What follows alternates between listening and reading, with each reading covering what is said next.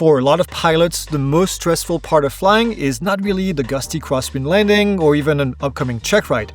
It's the FAA medical exam. Even a minor health issue can keep you grounded, and dealing with the FAA's requirement is not always easy or cheap. For years, private pilots flying GA aircraft have been asking, is this level of oversight or hassle really necessary?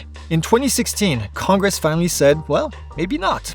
That's when they created BasicMed, a simpler way for pilots to show that they're healthy enough to fly without going through the full FAA medical process. And since it rolled out in 2017, over 80,000 pilots have qualified under the program. But it's not really a free pass. There are rules, requirements, and limitations that you need to know before you make the switch. Hi, I'm Greg from Pilot Institute, the online ground school that makes aviation easy. So first, what exactly does BasicMed allow you to do? Well, it works a lot like a third-class medical, letting you exercise private pilot privileges as pilot in command under both VFR visual flight rules and IFR instrument flight rules. But there are a few extra limitations that you need to know about. And for most of us flying light general aviation aircraft, these limits really are not that big of a deal. You can fly both single-engine and multi-engine aircraft, but the maximum certificated takeoff weight needs to be 12,500 pounds or less. And you can't fly aircraft that require a type rating. All of this makes sense. Also, the aircraft can be authorized to carry more than 6 passengers plus you, so 7 seats total. These limits are based on the aircraft type certificate, not how you actually configure the aircraft. That means that you can't just take out a seat or drain some fuels to meet the requirements. Now, you're also limited to be flying at or below 18,000 feet MSL and not more than 250 knots indicated airspeed. Now, your airplane can still be capable of going higher or faster, but under BasicMeds, you need to keep it within these limits. And just like with a third-class medical certificate, you can't fly for compensation or higher. Again, all of this kind of makes sense if you think about it. You can still share flight expenses with passengers, fly for charitable events, or fly for business purposes, as long as the flying isn't your main job and you're not carrying people or cargo for hire. And if you're a CFI, there's good news. Flight instructors can act as PIC under BasicMed, even if their students doesn't have a medical certificate. You can also use BasicMed while acting as a safety pilot during simulated instrument flights. As for where you can fly, BasicMed is currently valid in the United States, Mexico, the Bahamas, and several US territories and Pacific Island nations.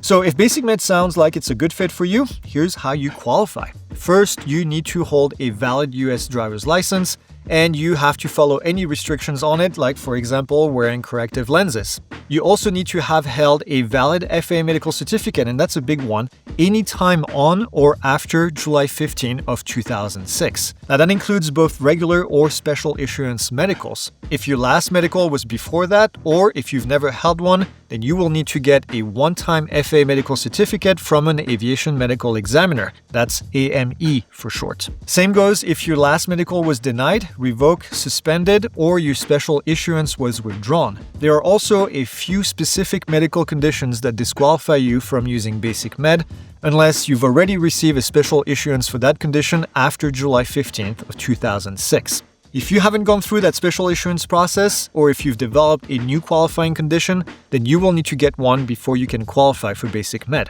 If you're not sure whether something that you've been diagnosed with counts, it's worth scheduling a consultation. Important here, not a medical exam, consultation with an AME. They can help you to figure out what the next step should be. And if you've already checked all the boxes, getting started with BasicMed is actually pretty straightforward. And step 1, download the Comprehensive Medical Examination Checklist, CMEC for short, from the FAA BasicMed page. Then you're going to fill that out in section 2. That's the pilot self-assessment before you go for the exam. This part includes basic information, a list of all the medications that you're taking, a full medical history, and if you've answered yes to any medical history item, make sure that you bring any supporting paperwork with you for the exam. You'll also need to list any doctor visits that you had in the last 3 years and then sign the form at the bottom. Then in step 2, you're going to schedule your BasicMed with a state licensed physician. That's right, you actually don't need to talk to an AME. Any licensed doctor can actually perform the exam. Now with that said, AOPA has a BasicMed Doctor Finder that can help you locate the physician who are familiar with the program that can help actually speed up the process a little bit. The doctor will go over your answers and then do a basic physical, pretty similar to what you would get during a regular FAA medical exam. Now, they'll check things like your vision, your hearing, your blood pressure, and then your overall health. Now, the idea here is to make sure that there is nothing like a condition or medication that could affect your ability to fly safely. And if everything looks good, they're going to complete section 3 of the checklist, signing and dating the form, and then including their license number and then the office address. And if there are any concerns, they might ask for more information or recommend specific treatment. Now, nothing is reported to the FAA. This stays between you and your doctor. In step 3, you're going to take the free online BasicMed course. Now, there's 2 different providers. You can choose between either the AOPA course or the one that's offered by the Mayo Clinic. Now, both of them cover topics like pilot self-assessment, warning signs of medical issues, and then medication effects. It takes about an hour to complete the entire course, and once you finish it, you're going to pass the quiz, print the completion certificate, and you're almost done. You don't need to actually send the certificate or the signed checklist anywhere. You're just going to keep both of these with your logbook. You can also have a digital copy if you want, as long as they're easy to access.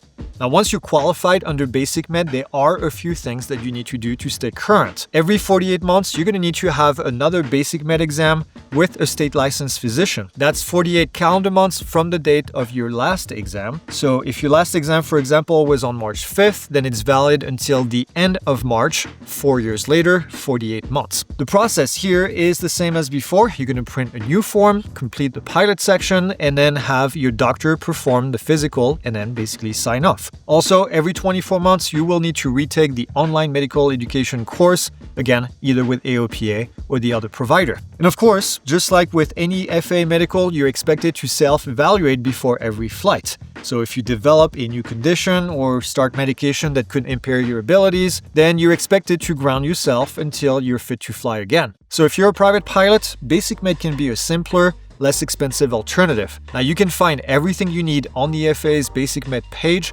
or in our step-by-step guide, links in the description. And if you want to learn more about FAA medical certificates in general, check out this video right here. And thanks for watching. I'll see you in the next one.